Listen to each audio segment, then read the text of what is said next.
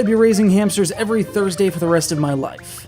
Honestly, there are worse things to be doing, but every once in a while you just need a change of pace.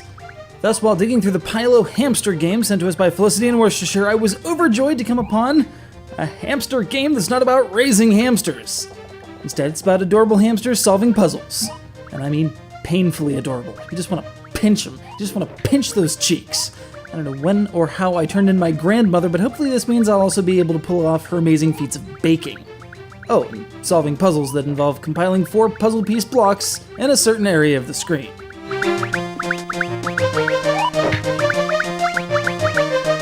And this is where the hamster's cuteness belies their penchant for true evil. Sat for half an hour trying to puzzle this one out, and this is the first puzzle of the optional dungeon tower looking thing on the outskirts of Hamster Town, which puts it about 41st in the overall scheme of things. Still, half an hour on one puzzle, when my only available actions are to pick up a block I'm standing on, drop a block I'm carrying in front of me, push a block in front of me, kick a stack of blocks to knock the topmost of them into my hands, climb 1 tile tall ledges.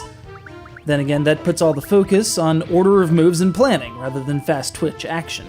There's a time limit on each stage, but since the screen doesn't blank itself while paused, as with most games of this sort, you can sit here and puzzle for extensive periods of time. I was eventually successful in completing this puzzle, only to be handed an even more ridiculous puzzle in the next batch with even faster spark-looking wall-traveling enemies. Fairly certain I recognize those jerks from Mario 2.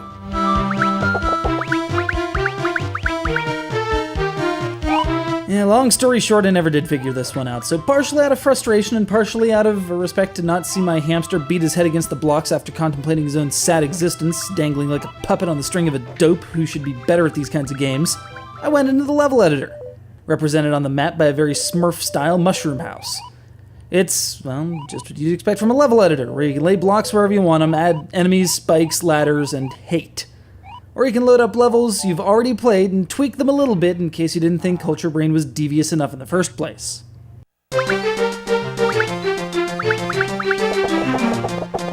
Sure, it's not exactly Catherine, but for a third of a GBA game, part of the Puzzle and Tante collection, it's rather impressive in its evilness.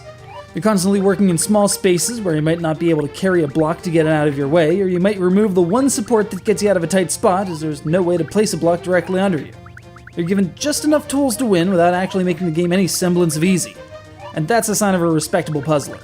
Kinda reminds me of the NES hard games like Solomon's Key, where a bit of platforming is tied to a thick slab of where the hell do I have to go in order to not die?